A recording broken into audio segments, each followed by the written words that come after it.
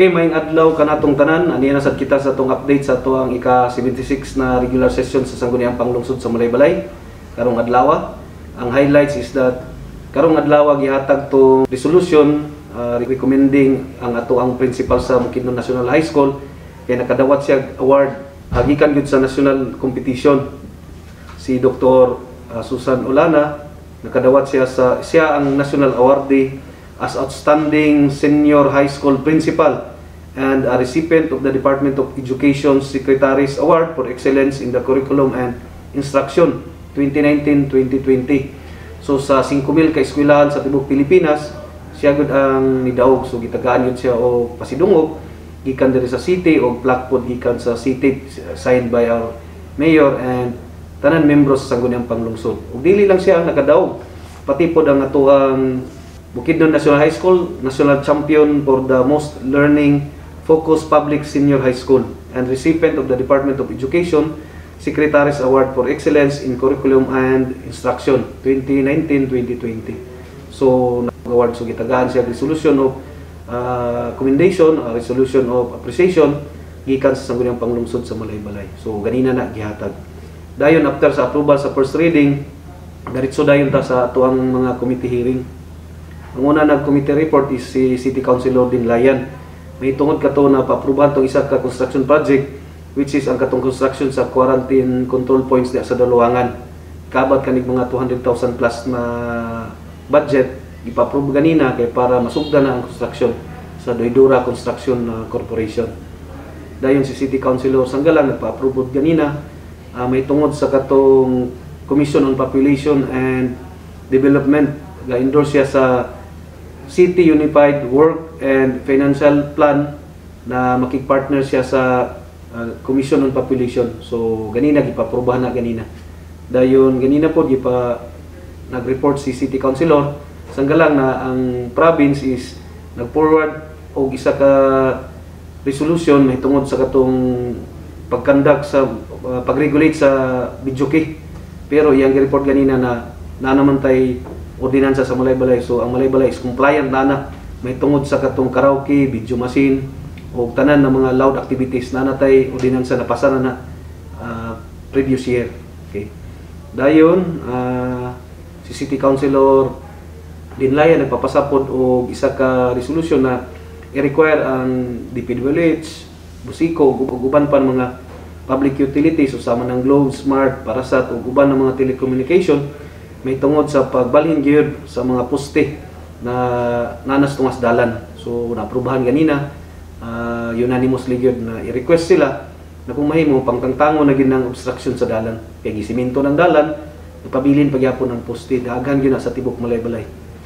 Dayon ganina pod si City Councilor Barroso nag-report pod may tungod adtong mga incentives. So deserving graduating students sa Malaybalay katong graduate na taas og rank na tagag incentive. So iyang gi-update ang Sangguniang Panglungsod ganina may tungod aning mga incentives, cash incentives ihatag sa itong mga graduating elementary and high school students. Naman to'y ordinansa na nahanay authored by City Councilor Aldegar. Iya lang gi-report ganina na i-reconcile lang ang duha ka ordinansa. So gi-report niya na i-refer back dito sa author sa katong isa ka ordinansa para ma-reconcile. So muna dayon sa unfinished business ganina gi-sponsoran sa floor ni City Councilor Barroso aprobahan natong amendment sa katong City Ordinance 624 series of 2008 mo kani ang organizational structure pattern sa City Government of Malaybalay. So ganina naghangyo si City Councilor Barroso na as much as possible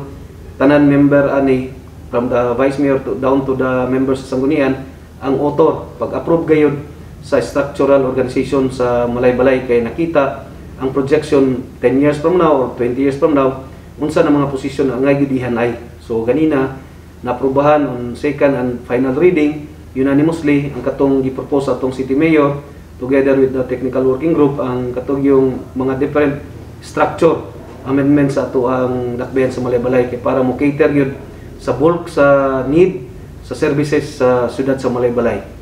Dayon sa other matters, si City Councilor Marabi naghangyo siya kung pwede ang katong privilege speech diha niya ma-deliver sa other matters kay online man siya ganina wa siya kasapon sa privilege hour. Mahitungod kato sa katong nag-increase ang mga panaliton sa dakbayan kanan mga basic commodities. So yang explain dito unsay nitabo sa balay-balay, unsay mga rason. So ganina yang gi-pa-approve pod ang isa ka ordinansa ang pag-create sa consumer protection. So first reading na approve ganina after sa iyang privilege speech kay kita lagi niya na mga basic commodities nang taas ang mga presyo. Then si Consejal Damasco nagpa-approve ganina may tungod to katong sa Golden Haven Memorial Park, nag-request sila na i-transmit na sa Sangguniang Panglungsod katong approve na resolution diri sa Sangguniang Panglungsod sa Malaybalay. Nya ikaduha, iya pong gibalita ganina ang katong City Development Council na resolution gi-recommend sa Sangguniang Panglungsod ang proposed na land use classification from agricultural to residential portions of the land located in the different barangays. So daghan ang mga barangay karon na gusto nila na ang ilang agricultural is i-convert na into residential. So for daghan man kayo na dili man tibok barangay portion naman. So nag-request ganina si City Councilor Damasco na mag-committee as a whole kay discuss ni together with our city planning. Kaya ang classification sa atong yuta dili man na basta-basta lang na ma-transfer. Need man na siya og ordinansa gikan diri sa Sangguniang Panglungsod unya o para masuta gyud kinahanglan og committee as a whole para makita didto manay ug angay ba o dili angay i-reclassify. Dayon si City Councilor Sanggalan nagpa-apas ganina sa other matters duha ka committee report. Ang una ang katong contract of service sa katong isolation facility nato dito sa Lagitas kanang pelots kay giplitihan man na kinahanglan man siya mga utility manpower na duha ka tawo gi-hire sa city para mag-atiman dito sa atuang isolation center para pag-maintain dito sa kalimpyo, sa pag-change sa mga biddings ug tanan pa ng mga gamit dito sa isolation center. So gipa-aprobahan to ganina.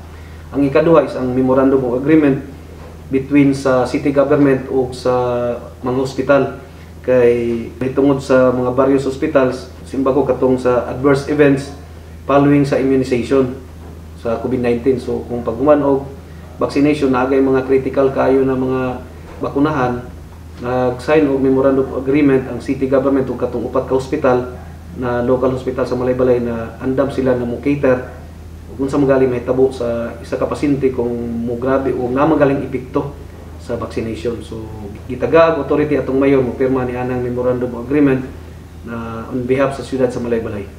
Mawalang kato karong ika-76 regular session. So kini yung Vice Mayor Maharin Pabilyaran ang hinaot na makanunayon kamo magsubaybay gayud sa atong programa ilabi na sa atong live na session para makabalo kita ug masusi nato ug unsa ang mga palisiyan nagapandayon diri sa Sangguniang Panglungsod sa ingana na pamaagi. Well aware kita kung sa panghitabo, then makabarog kita sa atong katungod ug kabalo ta unsa nato pag-criticize sa atong gobyerno ug unsay angay pa idugang sa ingana na pamaagi. Ang atong demokrasya is working democracy gid siya. Muasinso ang isa ka lugar kung kita tanan adunay tingog nya kung mahimo ang atong tingog is well informed gyud base sa maayo ug insakto na mga information. So hinawton ta ko na kanunay kamong magsubaybay sa ato ang programa. Salamat ug may adlaw kanatong tanan.